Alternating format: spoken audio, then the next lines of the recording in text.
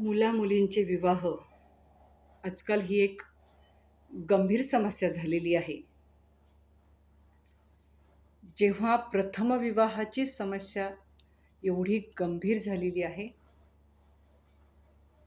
तर पुनर्विवाह हा एक अजूनच वेगळा मोठा गंभीर प्रश्न आहे. आता पुनर्विवाह खूप वेगळे आहेत. आजकाल घटस्फोटाचं प्रमाण हे प्रचंड वाढलेलं आहे. आणि विधवा आणि विधुरांचे विवाह हा अजून एक वेगळा प्रश्न आहे. मध्ये जेव्हा कोविडचा काळ होता, तेव्हा अनेक लोकांचे जोडीदार गेलेत. पुरुष महिला एकट्या झाल्यात. काहींना छोटी मुलं आहेत.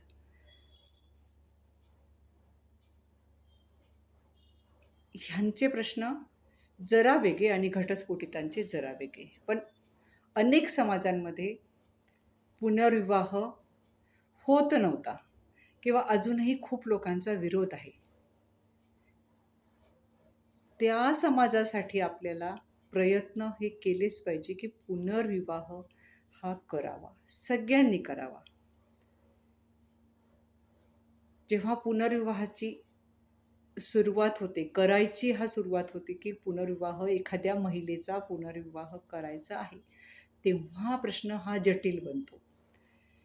पूर्वापार आपल्याकडे पुरुषांचे पुनर्विवाह होतच गेले आहेत. पूर्वी तर एखादा पुरुष विधूर झाला, तो अगदी 50-60 वर्षाचा असेल तरी त्याला 20ची 25ची 30ची बायको मिळायची, सहज मिळायची अगदी. त्यांनी अजून वेगळे सामाजिक प्रश्न निर्माण व्हायचे. पण तो काळ असा होता की स्त्रिया साधारणतः घरात राहायच्या, बोलण्याची कुणालाही मुभा नव्हती. पण आत्ता तसं नाही. आत्ता विधुरांची लग्नसुद्धा समवयस्क स्त्रियांशीच व्हायला लागली आहेत. मग त्या समवयस्क स्त्रिया कोण? तर ह्याच आपल्या समाजातल्या त्या समवयस्क स्त्रिया म्हणजे विधवा झालेल्या, घटस्फोटित. तर मग त्यांच्या लग्नासाठी कोण पाऊल उचलणार आहे? त्यासाठी आम्हाला आपल्या आजूबाजूला असलेल्या ज्या प्रौढ स्त्रिया आहेत, त्यांच्या पुनर्विवाहासाठी आपल्याला प्रयत्न करायचे आहेत.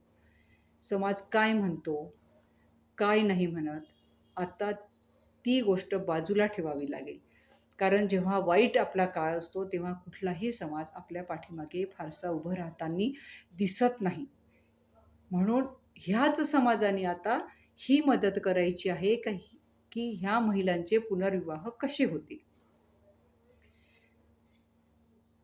एखादी स्त्री विधवा झाली म्हणजे तिने ते स्वतःहून ओढवून घेतलेलं नाही आहे.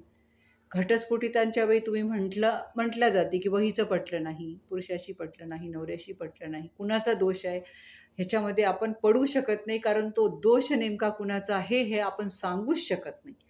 पण जेव्हा विधवेचा प्रश्न असतो तेव्हा तर तो दोष नशिबाचा म्हटल्यापेक्षा निसर्गाचा आहे, नशिबाचा आहे. पण तो दोष तिचा नक्कीच नाही. आता मुलं बाळं आहेत. जोपर्यंत छोटी मुलं बाळं आहेत, तुम्ही त्या स्त्रियांच्या पुनर्विवाहासाठी प्रयत्न हे केलेच पाहिजे. किंवा थोडी मोठी मुलं झाली तरी त्या मुलांना तुम्ही समजावून सांगून त्या स्त्रीचा पुनर्विवाह करायला मदत केली पाहिजे. कारण आयुष्याच्या शेवटी ही जोडीदाराची अतिशय गरज असते आणि दोघांनाही भावनिक गरज आहे, सामाजिक गरज आहे. दोघांनाही एकमेकांना जपायला गरज आहे. खूपदा मुलं मोठी होतात, नोकरीनिमित्ताने बाहेर देशात जातात, बाहेर गावी जातात. तेव्हा जर पुनर्विवाह झाला नसेल तर तो स्त्री किंवा ती पुरुष एकटा पडतो. तेव्हाचं जगणं खूप कठीण होऊन जातं. आज खूप मुलं खूप समजदार झालेली आहेत की काही मुलं तर आपल्या वडिलांना आणतात पुनर्विवाहासाठी, एखाद्या मेळाव्यात घेऊन जातात.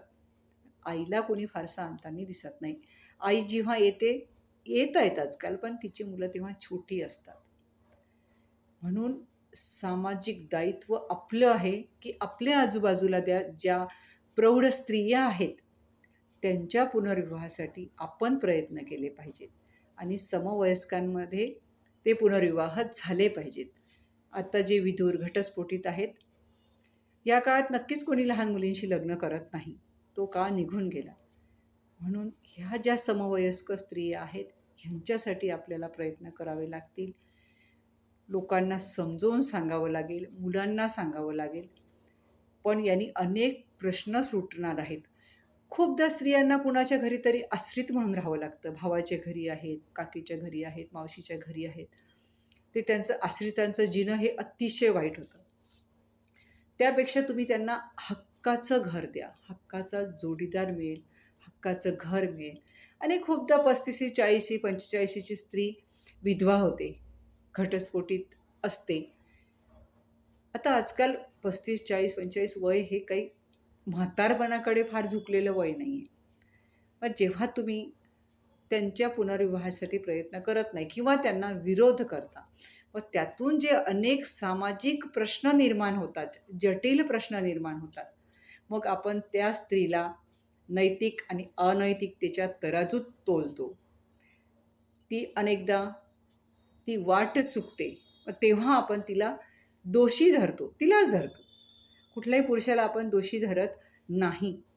मग ही सगळी वाट चुकल्यापेक्षा किंवा तुम्ही तिला नैतिक अनैतिकतेच्या तराजूत तोलल्यापेक्षा तुम्ही तिला एक हक्काचा घर द्या, हक्काचा संसार द्या. आणि स्त्रियांनी पण स्वतःहून आता थोडं पुढे या, की कुठेतरी आश्रितांसारखं राहिल्यापेक्षा आपल्यासाठी एक हक्काचं घर शोधा. आणि स्त्रियांची पण आजकाल ही मानसिकता झाली आहे की जबाबदारी नको आहे, किंवा पुरुषाचे पहिल्या स्त्रीपासूनचे मुलं आहेत. इकडे स्त्रीचंही वय, मुलं नसतील, 50चं झालं, 40चं झालं, पण ती समोरच्या मुलांची जबाबदारी घ्यायला तयार होत